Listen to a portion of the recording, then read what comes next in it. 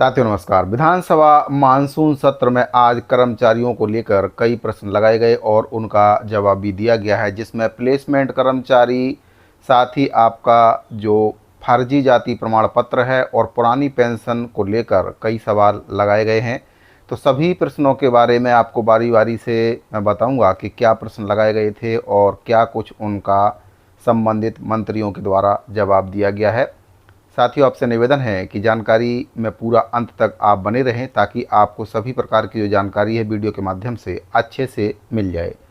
और अगर आप पहली बार चैनल पर विजिट कर रहे हैं तो चैनल को सब्सक्राइब जरूर कर लें ताकि सभी प्रकार की जानकारी लगातार आपको मिलती रहे। तो साथियों, सबसे पहले बात करते हैं प्लेसमेंट कर्मचारियों से संबंधित कि प्लेसमेंट कर्मचारियों के संबंध में क्या कुछ प्रश्न लगाए गए हैं और उनका क्या कुछ जवाब दिया गया है।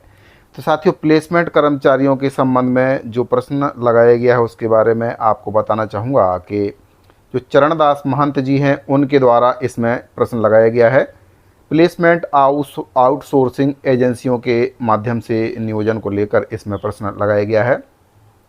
तो चरणदास महंत जी के द्वारा पूछा गया है कि क्या वाणिज्य एवं उद्योग मंत्री महोदय बताने की कृपा करेंगे कि प्लेसमेंट आउटसोर्सिंग एजेंसियों के माध्यम से नियोजित श्रमिकों एवं कर्मियों को विधियों के अंतर्गत क्या क्या सुविधाएं प्राप्त करने की पात्रता होती है। 30 जून 2024 की स्थिति में शासकीय विभागों, निगमों, मंडलों तथा आयोगों में नियोजितों की संख्या कितनी कितनी है। प्लेसमेंट आउटसोर्सिंग एजेंसियों के माध्यम से शासकीय विभाग, निगम, मंडल तथा आयोगों में नियोजन हेतु लागू सेवा नियम का क्या नाम है तथा यह कब से प्रवृत्त है। इस सेवायुक्तों के द्वारा नियोजन से संबंधित विवादों का क्या निराकरण करने के लिए किसी विधि के अंतर्गत कौन पदाधिकारी सक्षम होता है और इन सेवायुक्तों के वेतन भत्ता सुविधाएं आदि का भुगतान करने के लिए कौन सा नियम लागू तथा कब से है। तो जो उत्तर दिया गया वाणिज्य एवं उद्योग मंत्री श्री लखनलाल देवांगन जी के द्वारा उत्तर दिया गया है। एक लाइन में बहुत ही सरल उत्तर इसका दिया गया, का, खा एवं गा की जानकारी एकत्रित की जा रही है। तो साथियों, ये उत्तर दिया गया है प्लेसमेंट कर्मचारियों के संबंध में लखनलाल देवांगन जी के द्वारा। दूसरा जो प्रश्न लगाया गया है प्लेसमेंट कर्मचारियों को लेकर, प्लेसमेंट एजेंसियों के माध्यम से अधिकारी कर्मचारियों की नियुक्ति, ये प्रश्न आपका लगाया हुआ है श्री धर्मलाल कौशिक जी के द्वारा। प्रश्न क्रमांक है 574। पूछा गया है कि क्या वित्त मंत्री महोदय यह बताने की कृपा करेंगे कि क्या यह सही है कि प्रदेश में प्लेसमेंट एजेंसियों के माध्यम से अधिकारी कर्मचारी रखे जाने के नियम निर्देश हैं, यदि हाँ तो क्या हैं। क्या प्लेसमेंट एजेंसियों के माध्यम से अधिकारी कर्मचारियों को रखने हेतु वित्त विभाग की स्वीकृति जरूरी है तथा इस हेतु क्या नियम है। प्रदेश में वर्ष 2022 एवं 23 में किन किन विभागों में प्लेसमेंट के माध्यम से कितने अधिकारी कर्मचारी रखे गए थे तथा इनमें से कितने अधिकारी कर्मचारियों को रखने के लिए वित्त विभाग के द्वारा स्वीकृति प्रदान की गई थी और कितने कर्मचारी वित्त विभाग की बिना स्वीकृति प्राप्त किए रखे गए थे। विभागवार पदवार जानकारी देवें। वित्त मंत्री ओपी चौधरी जी के द्वारा इसका जवाब दिया गया, जी हाँ, प्लेसमेंट एजेंसियों के माध्यम से अधिकारी कर्मचारी रखे जाने हेतु सामान्य प्रशासन विभाग के पत्र क्रमांक दिनांक 29/5/2015 एवं पत्र क्रमांक दिनांक 30/5/2017 के द्वारा दिशा निर्देश जारी किए गए हैं। जानकारी पुस्तकालय में रखे प्रपत्र के अनुसार है। विभागों द्वारा समय समय पर की गई मांग के अनुसार व्यावसायिक सेवाओं के लिए भी विभागीय बजट में प्रावधान किया जाता है। खा नंबर का जो प्रश्नांश है, खा की जानकारी विभागों से संकलित की जा रही है। तो ये प्लेसमेंट कर्मचारियों से संबंधित जो प्रश्न लगाए गए थे उनका जवाब दिया गया। इसमें प्लेसमेंट एजेंसियों के माध्यम से जिन कर्मचारियों को रखा गया तो उसके संबंध में प्रश्न लगाए गए थे। अब बात करते हैं प्रदेश में एनपीएस और ओपीएस की जो योजना है उसके बारे में क्या कुछ प्रश्न इसमें लगाए गए हैं। तो इसमें प्रश्न लगाया गया श्री उमेश पटेल जी के द्वारा, क्या वित्त मंत्री महोदय बताने की कृपा करेंगे कि प्रदेश में सरकार के द्वारा शासकीय अधिकारियों कर्मचारियों के लिए एनपीएस के स्थान पर ओपीएस पेंशन योजना कब से प्रारंभ की गई है। ओपीएस पेंशन हेतु क्या प्रावधान किया गया है और कितनी राशि केंद्र सरकार से राज्य सरकार को प्राप्त होनी है। प्रश्नांकित दिनांक तक सेवानिवृत्त होने वाले अधिकारी कर्मचारियों की पेंशन की गणना किस योजना के तहत की जा रही है और यदि ओपीएस योजना के तहत गणना की जा रही है तो कौन सी तिथि से गणना की जा रही है। वर्तमान में 2005 से पूर्व नियुक्त एवं ओपीएस लागू होने के पश्चात ऐसे कर्मचारी जिनको 2018 में शासकीय सेवक माना गया है, ऐसे कर्मचारियों को ओपीएस लागू होने के बाद सेवानिवृत्ति पर पेंशन की गणना कब से की जा रही है। और कुछ शासकीय कर्मचारी ऐसे हैं जो विकल्प फॉर्म में भरते समय किसी कारण से एनपीएस भर दिए हैं परंतु ओपीएस योजना का लाभ लेना चाहते हैं, ऐसे कर्मचारियों के लिए क्या कार्य योजना है। तो साथियों, प्रश्न काफ़ी अच्छा लगाया गया। कुछ कर्मचारियों ने गलती से एनपीएस भर दिया था लेकिन वे ओपीएस का लाभ लेना चाह रहे हैं, इसके बारे में ये प्रश्न लगाया गया है। तो प्रश्न का जवाब दिया गया श्री वित्त मंत्री ओपी चौधरी जी के द्वारा। छत्तीसगढ़ शासन वित्त विभाग की अधिसूचना दिनांक 11 मई 2022 के द्वारा शासकीय अधिकारी कर्मचारियों के लिए एनपीएस के स्थान पर पुरानी पेंशन योजना दिनांक 1/11/2004 से बहाल किया गया। और छत्तीसगढ़ शासन वित्त विभाग की अधिसूचना दिनांक 11 मई 2022 एवं अधिसूचना दिनांक 20 जनवरी 2023 के द्वारा ओपीएस पेंशन हेतु प्रावधान किए गए हैं। जानकारी पुस्तकालय में रखे प्रपत्र के अनुसार है। पीएफआरडीए से कुल जो राशि है 20,160 करोड़ राज्य सरकार को प्राप्त होना है। पुरानी पेंशन योजना के विकल्प का चयन करने वाले सेवानिवृत्त अधिकारी कर्मचारियों की पेंशन की गणना छत्तीसगढ़ सिविल सेवा पेंशन नियम 1976, छत्तीसगढ़ कार्यभारित तथा आकस्मिकता से वेतन पाने वाले कर्मचारी पेंशन नियम 1979 के अनुसार और एनपीएस चयन करने वाले सेवानिवृत्त कर्मचारियों का एनपीएस योजना के प्रावधान के अनुसार होता है। पेंशन योग्य नियमित शासकीय स्थापना में पद ग्रहण तिथि से गणना की जा रही है, यानी कि पेंशन की जो गणना है पदभार ग्रहण करने की तिथि से की जा रही, प्रथम नियुक्ति तिथि से। ऐसे कर्मचारी जिनको वर्ष 2018 में शासकीय सेवक माना गया है उनके पेंशन निर्धारण हेतु सेवा गणना शासन के पेंशन योग्य स्थापना में नियुक्ति दिनांक से होगी।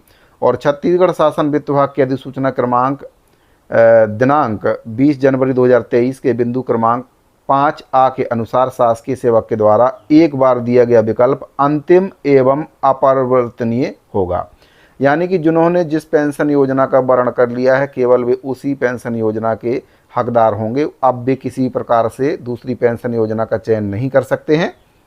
अगला जो प्रश्न है वह भी सेवानिवृत्त कर्मचारियों को पेंशन सुविधा से संबंधित प्रश्न है। प्रश्न लगाया गया श्री इंद्र कुमार साहू जी के द्वारा। क्या आदिम जाति विकास मंत्री महोदय बताने की कृपा करेंगे कि राज्य के कृषि उपज मंडियों में काम करने वाले कर्मचारियों को पेंशन की पात्रता होती है। कृषि उपज मंडी अभनपुर में जनवरी 2022 से दिसंबर 2023 के मध्य कितने कर्मचारी सेवानिवृत्त हुए। कृपया सेवानिवृत्त कर्मचारियों के नाम तथा उनके पदनाम तथा उनके सेवानिवृत्ति की तिथि बताएं। क्या कंडिका खा के अनुसार सेवानिवृत्त कर्मचारियों को सेवानिवृत्ति हित लाभ तथा पेंशन का भुगतान किया जा रहा है। इस पर आदिम जाति विकास मंत्री श्री राम विचार नेताम जी के द्वारा जवाब दिया गया है।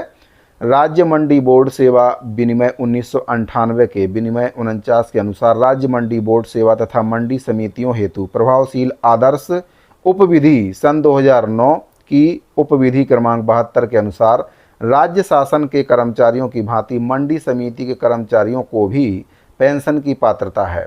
कृषि उपज मंडी अभनपुर में जनवरी 2022 से दिसंबर 2023 के मध्य एक कर्मचारी सेवानिवृत्त हुआ है। सेवानिवृत्त कर्मचारी श्री चंद्रशेखर तिवारी उप निरीक्षक दिनांक 30/6/2022 को सेवानिवृत्त हुए हैं। कंडिका खा के अनुसार सेवानिवृत्त कर्मचारी श्री चंद्रशेखर तिवारी उप निरीक्षक को सेवानिवृत्ति हित लाभ का भुगतान किया जा चुका है तथा नियमानुसार प्रतिमाह पेंशन का भुगतान किया जा रहा है। अगला जो प्रश्न है इसमें फर्जी जाति प्रमाण पत्र के आधार पर नियुक्त कर्मचारियों के विरुद्ध कार्रवाई को लेकर लगाया गया है। इसमें जो प्रश्न लगाया गया है श्री शेषराज हरवंश जी के द्वारा लगाया गया है। क्या आदिम जाति विकास मंत्री महोदय बताने की कृपा करेंगे कि फर्जी जाति प्रमाण पत्र के आधार पर शासन के विभिन्न विभागों में पदस्थ अधिकारियों कर्मचारियों के विरुद्ध कितने मामलों में जांच प्रक्रिया पूर्ण कर ली गई है, कितने मामलों में जांच प्रक्रिया प्रचलन में है, कितनी शिकायतों में जांच प्रारंभ नहीं की गई है, क्यों नहीं की गई है, विभागवार नाम पदनाम सहित जानकारी देवें। प्रश्नांश का के अनुसार जिन शिकायतों के विरुद्ध जांच प्रक्रिया पूर्ण कर ली गई है उन्हें पदमुक्त करने एवं शासन के विरुद्ध धोखाधड़ी करने का एफआईआर क्यों दर्ज नहीं कराया जा रहा है, कारण सहित समस्त जानकारी देवें।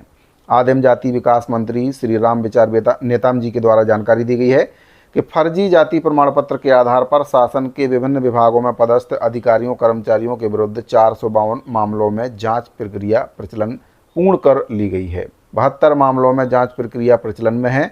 ऐसी कोई शिकायत नहीं है जिसमें जांच प्रारंभ नहीं की गई है, अतः प्रश्न ही उपस्थित नहीं होता है। खा नंबर के प्रश्न का उत्तर दिया गया है। का के अनुसार जिन शिकायतों के विरुद्ध जांच प्रक्रिया पूर्ण कर ली गई है उन्हें पदमुक्त करने एवं शासन के नियमानुसार एफआईआर दर्ज कराने सहित वैधानिक कार्रवाई करने के निर्देश छानबीन समिति द्वारा संबंधित नियोक्ता विभाग को दिए गए हैं, जिसके तारतम्य विभागों के द्वारा प्रकरण में पुस्तकालय में रखे प्रपत्र में दर्शित अनुसार कार्रवाई की गई है। आगे से बताया गया कि फर्जी जाति प्रमाण पत्र के आधार पर नौकरी करने वाले शासकीय सेवकों पर कार्रवाई। तो इसमें श्रीमती चातुरी नंद जी के द्वारा प्रश्न लगाया गया है, क्या आदिम जाति विकास मंत्री महोदय बताने की कृपा करेंगे कि प्रदेश में कितने शासकीय सेवकों के जाति प्रमाण पत्र फर्जी पाए गए हैं? उपरोक्त शासकीय सेवकों के खिलाफ अब तक क्या क्या कार्रवाई की गई है? शासकीय सेवक का नाम, कार्यरत विभाग का नाम सहित जानकारी विभागवार बताएं। श्री राम विचार नेताम जी के द्वारा उत्तर दिया गया, छत्तीसगढ़ शासन के अंतर्गत 230 शासकीय सेवकों के जाति प्रमाण पत्र फर्जी पाए गए हैं। उपरोक्त शासकीय सेवकों के खिलाफ कार्रवाई जो की गई कार्रवाई का नाम, विभाग के नाम सहित विभागवार जानकारी पुस्तकालय में रखे प्रपत्र अनुसार दी गई है। तो साथियों, कर्मचारियों को लेकर ये कुछ प्रश्न आज मानसून सत्र में लगाए गए थे, जिसमें प्लेसमेंट कर्मचारी, साथ ही आपका पुरानी पेंशन योजना से संबंधित प्रश्न और साथ ही जो फर्जी जाति प्रमाण पत्र को लेकर जो मुद्दा है वह सदन में उठाया गया, जिसका प्रश्न और जवाब इसमें दिया गया है। साथ ही आज सदन में क्या क्या कार्रवाई हुई, क्या क्या प्रश्न लगाए गए और उसका क्या क्या उत्तर दिया गया है, पूरा पीडीएफ फाइल आपको हमारे टेलीग्राम चैनल पर मिल जाएगा। टेलीग्राम चैनल में जाकर आप वहां से पीडीएफ फाइल को देख सकते हैं। लिंक वीडियो के डिस्क्रिप्शन में मैंने दे दिया है। साथ ही अगर आप चाहें तो हमारे टेलीग्राम चैनल को भी ज्वाइन कर सकते हैं, वहाँ पर इसी प्रकार की महत्वपूर्ण जानकारी आपको लगातार मैं देते रहता हूँ। तो साथियों, अगर आपको ये जानकारी अच्छी लगी हो तो वीडियो को लाइक और शेयर जरूर कर दें। साथ ही आप किस जिले से हैं और किस विभाग में कार्यरत हैं, नाम जरूर आप कमेंट बॉक्स में शेयर करें। तो साथ ही इस वीडियो फिलहाल इतना ही, मिलते हैं अगली वीडियो में। धन्यवाद।